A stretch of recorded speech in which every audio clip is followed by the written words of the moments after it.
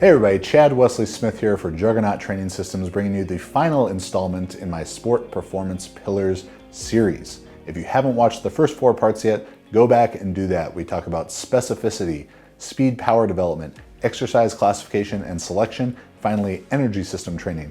Now in our 5th and final installment, we're going to talk about organizing training, how to put all of those different components together to create an effective plan for you or your athletes. So the first thing that we need to understand is how to organize the phases. And we pretty much have 2 big concepts here. We have skill acquisition and we have physical preparation. And your competition calendar, your athlete's competition calendar, is going to dictate how you order those phases, how long the phases get to be. In a sport like American football, it's a pretty straightforward situation where you have your set time for the season, a pretty long off season with minimal time of sport practice that's allowed.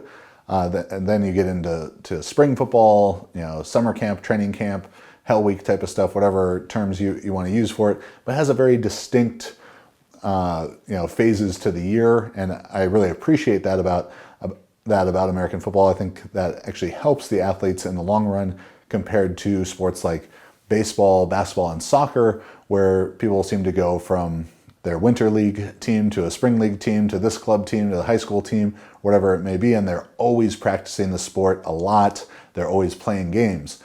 If you are in one of those sports where you always have a lot of sport practice and you always have games, it's important that you create a distinction of times that are more and less important for the sport, because while skill acquisition is always going to be the most important thing you can do for your sport, if you want to succeed over the long term, you're going to need to have times where you put a little bit higher priority on physical preparation to allow yourself to put a bit lower priority during that time, not cutting it out completely, but a lower priority on your sport practice for a bit of time, because you can't train everything hard at once.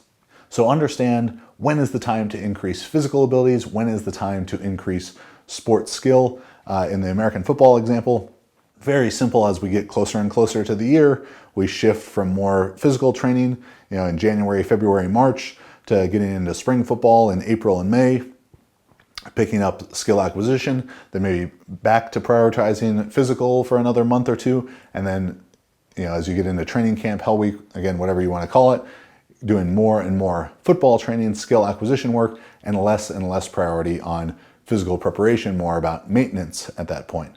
From a phasic structure, we need to move our training towards what is more similar to the sport as we go.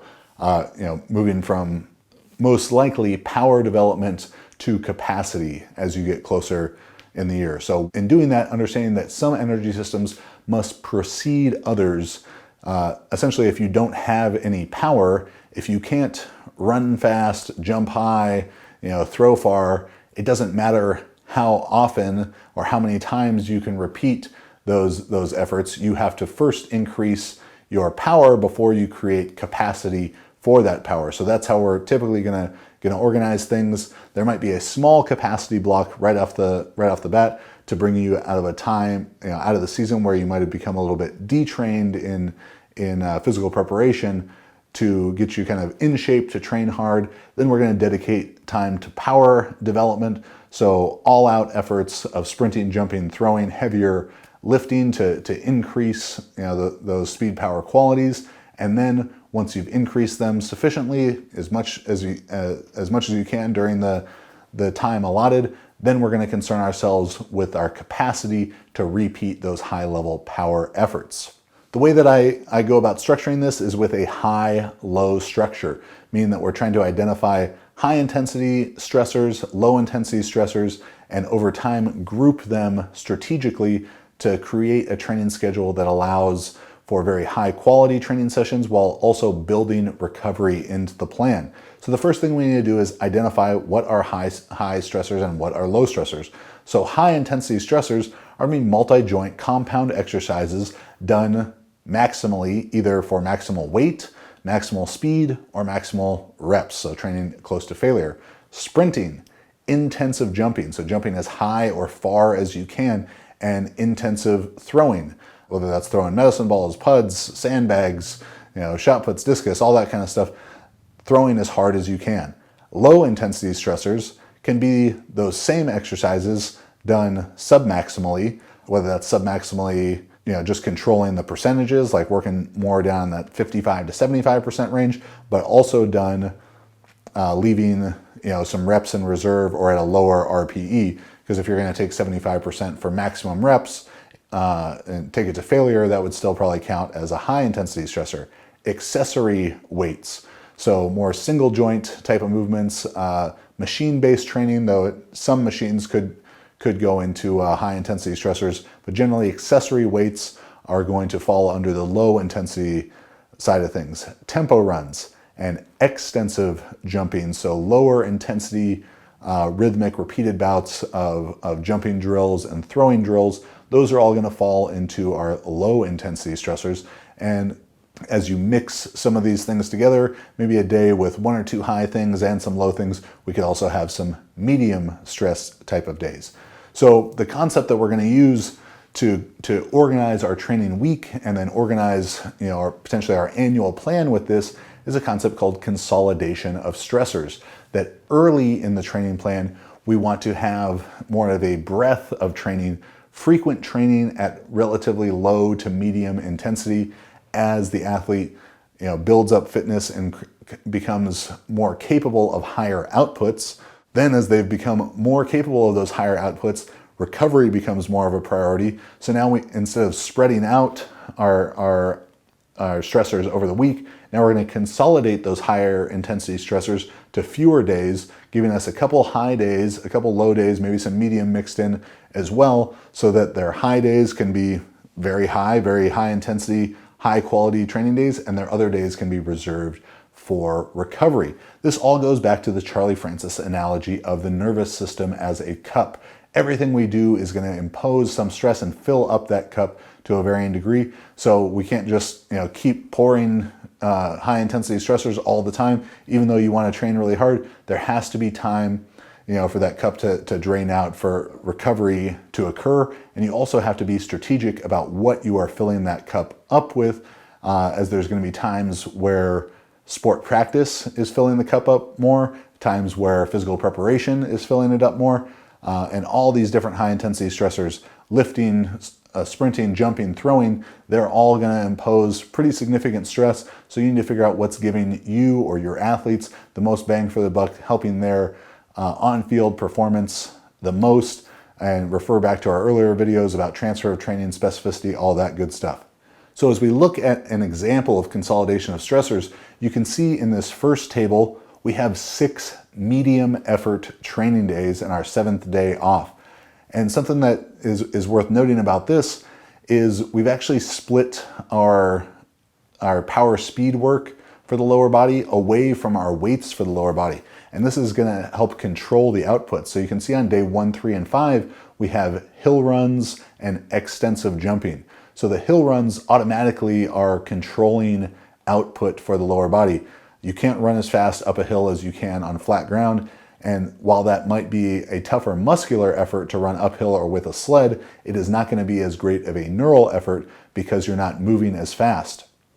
So by putting hill runs and jumps on day 1 and lower body weights on day 2, we ensure that neither of those is going too hard too early in our training plan, because this would be something you'd be looking at doing in the first few weeks after the competitive season as sort of a capacity block. And then you can see as we move to the next, you could go with this for 2-3 weeks like this, and then flip the upper body and lower body weights to allow for a little bit more of a high medium, or medium, low medium type of structure, because at this point early in the year we'd still be lifting submaximal weights, mostly 60 to 75% intensity, staying at 6-7 RPE ranges, leaving some reps in the tank for your primary exercises. Then once the athlete has built up sufficient capacity, this could be a 4-week out to 8, 10, 12-week phase, really depending on the length of your preparation time.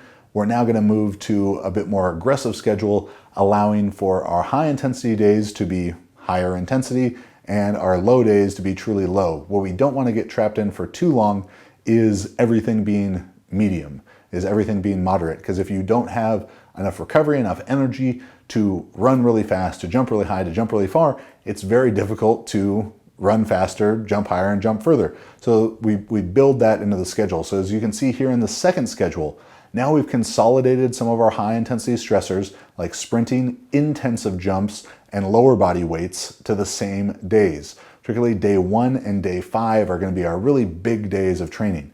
On day 2, we're going to do some tempo runs. We're going to do intensive med ball throws and intensive upper body weights. So you might be saying, Chad, well, you said that those are high intensity stressors. And yes, they are. But the hard bench press workout is never going to be as stimulating and as taxing as the hard squat workout. And the hard med ball throw workout is probably never going to be quite as fatiguing as the hard sprinting and jumping workout. So that's why we're going to classify that as a medium day. Following it up with day 3, another medium day, which has our high intensity stressors of field work like sprints and jumps, but now with just accessory weights. So that's why I'm calling that medium compared to a similar day on day 1, which we called a high intensity day because that had the big power speed work, but lower body primary weights. When you have this high, medium, medium, you're going to have an athlete that's pretty fatigued. So we need to build in some fatigue management by putting there on day 4 a low intensity day. Just tempos and basement tempos or tempos in the pool could be a great option there, along with whatever other restorative work they need to do. Following that up with a high intensity day on day 5, medium on day 6, and finally a day off on day 7. This is going to be where you're doing most of your big alactic power work in a block that's organized like this. This is going to allow for sufficient recovery between those days of sprinting on day 1, 3, and 5. You might need to even be more strategic than this in exercise selection.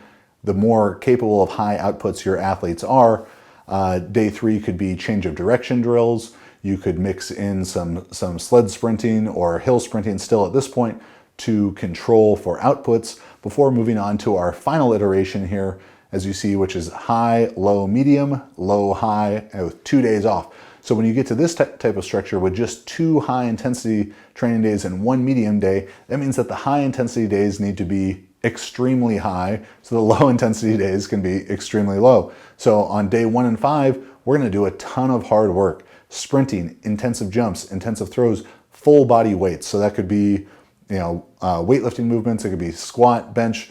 Refer back to our exercise selection video to understand that a bit more in depth. But the big takeaway is that's going to be a really hard day of training. This could be alactic capacity work as well, and those sprints, intensive jumps, and intensive throws could be organized into SPP circuits, which are going to be very taxing for the athlete. Then following that up with tempos, restorative work.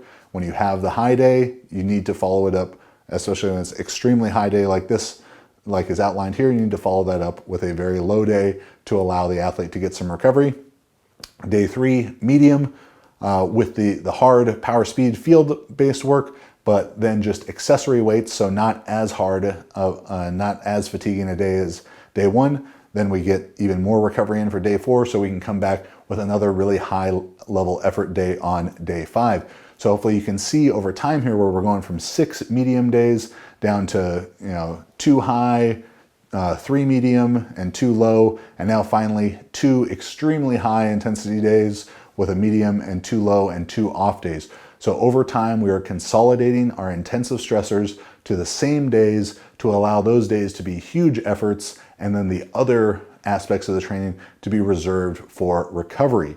If you want to learn more about this, I have an entire article series called Consolidation of Stressors, 3-part article. Go check that out, as well as it may be a little bit difficult to track down, but I'm sure the Google machine will help you find it. A book called The High-Low Sequences of Programming and Organization by James Smith. James is really the one who enlightened me about these ideas, been a huge influence on the way I coach for sport performance.